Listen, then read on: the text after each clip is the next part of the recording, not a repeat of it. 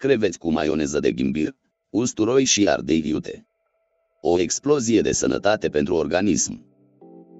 Pentru această rețetă este nevoie de 1 kg de creveți, 100 de grame de unt, lămâie, sare și piper. Pentru sos, avem nevoie de următoarele ingrediente: ghimbir, usturoi, ardei iute, smântână, 2 ouă, lămâie și ulei. Să trecem la treabă. Pentru început punem la topit untul.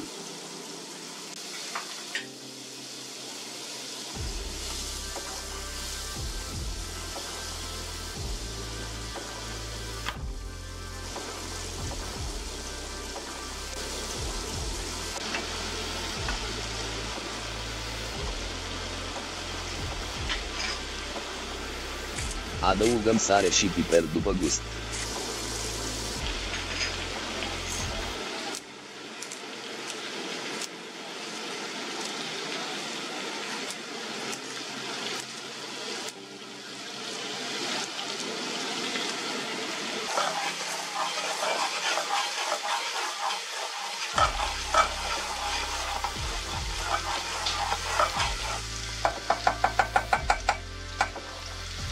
Adăugăm creveții.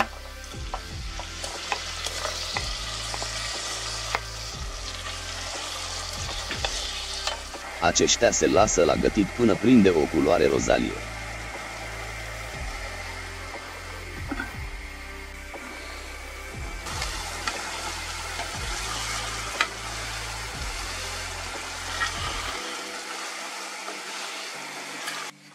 Adăugăm 2 felii de lămâie.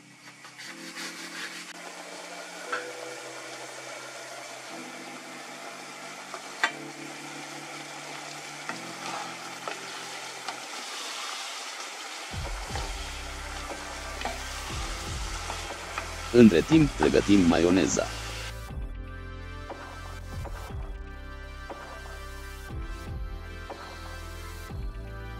Curățăm ghimbirul și usturoiul.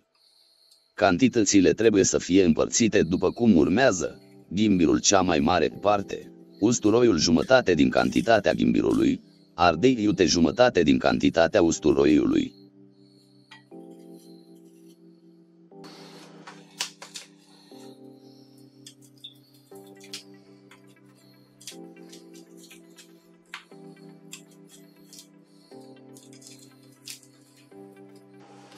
Se toacă mărunt ghimbirul, usturoiul și ardeiul iute.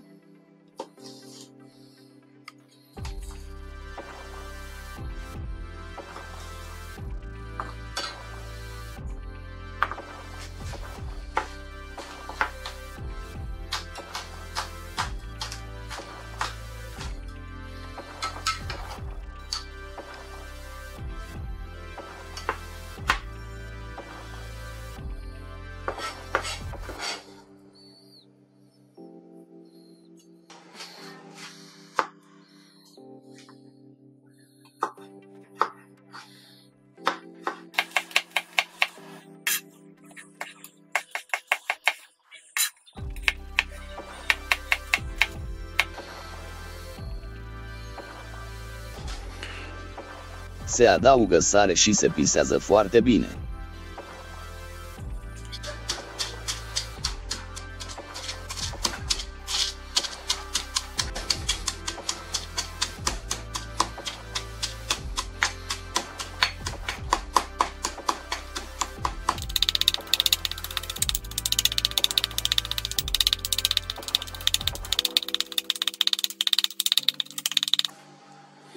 Se adaugă 2 gălbenușe de ou.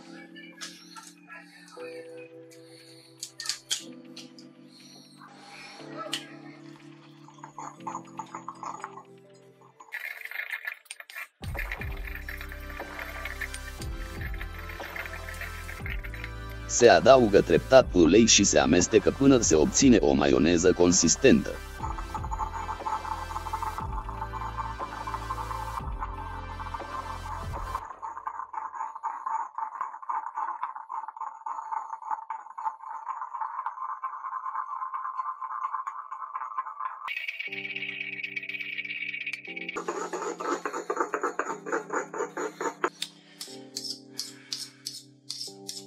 Se adaugă smântâna.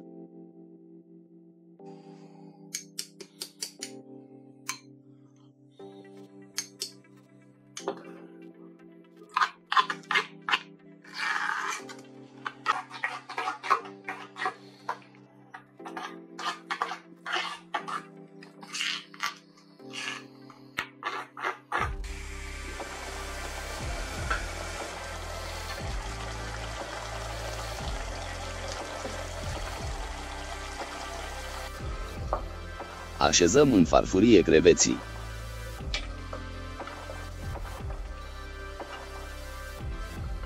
Punem maioneza și adăugăm sosul în care a fiert creveții.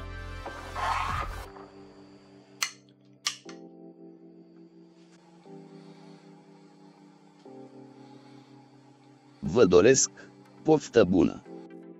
Ne găsiți pe Facebook, Instagram și YouTube. Căutați România Natural Cooking. Dacă ți-a plăcut, dă-ne un like și abonează-te la canalul nostru pe YouTube. La revedere!